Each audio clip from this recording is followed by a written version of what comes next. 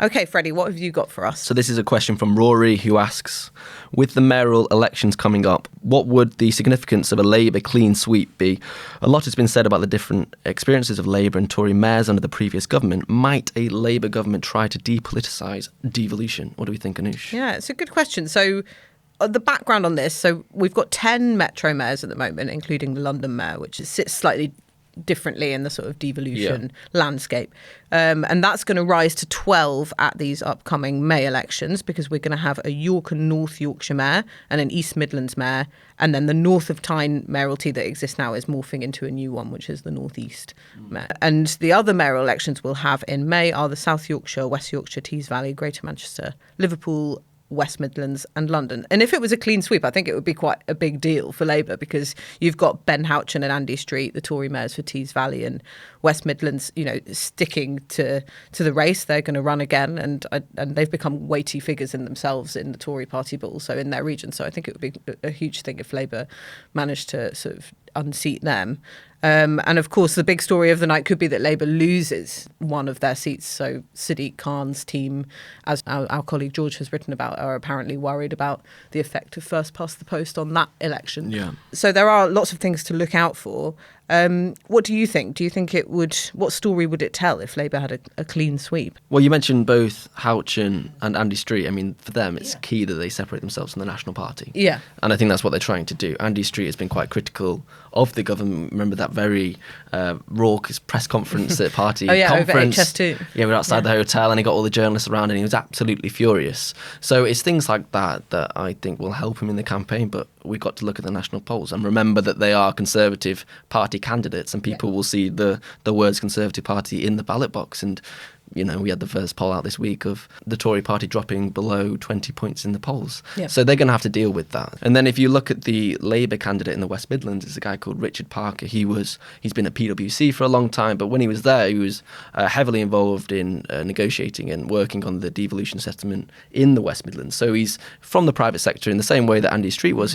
Andy Street was a former chief executive of John Lewis, but he's also been involved in Birmingham and the West Midlands and devolution and regeneration and city planning and these sorts of things. So it's an interesting candidate, I think, and someone who probably can try and match Andy Street, if not for profile, but then on experience. So that's an interesting question. Yeah. I think the other thing about this question from Rory, which is fascinating, is whether you'll get a depoliticisation of devolution. Because I think in many ways, if we take that to sort of mean like partisan politics, it's already sort of happened. We see Andy Street work very closely with Andy Burnham, with Steve Rotherham. So, for instance, on the HS2 package and the response to that, they tried to find another way in which they could do it with the private sector. So I don't think it is that political. And I think many of the mayors see Westminster as their opponent rather than other mayors around the country. I do think there is a sense of not camaraderie is probably too far, but at least cooperation between them. I think the relationship with Andy Burnham and Keir Starmer's office has definitely improved since Sue Gray has come in. I think they're in regular contact, so that's helped things. But they're focused on other things, and I don't think fighting amongst themselves is what they're trying to do. Yeah, and actually that really came through when I interviewed Andy Burnham and Steve Rotherham in a previous episode of this podcast, because their common enemy did seem to be the Westminster system and the Treasury orthodoxy rather than the Conservative government. But they did make the point that, look at what we've achieved so far, particularly on bus franchisement and other things. Look at what we've achieved so far. Imagine what we could achieve with a Labour government in power that had a bit more goodwill towards us and, cooperated more closely with us. And that is something that I've heard a lot from within City Hall as well.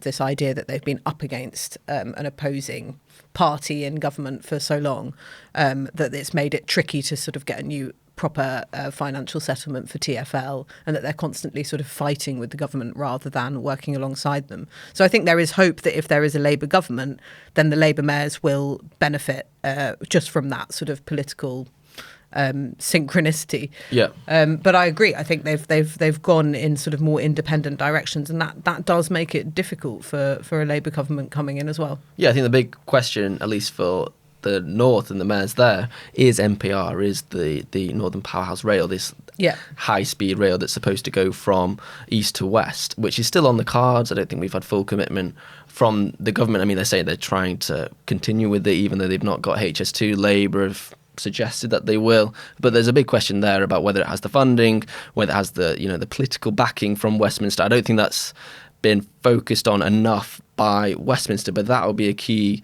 sign about how much Labour is invested in supporting devolution, supporting the mayors and what they're trying to achieve. Thanks so much for watching. We'd love to know what you think. Please make sure you leave your comments below. And if you enjoyed watching this podcast, you can watch more of our videos on our YouTube channel. And don't forget to like and subscribe.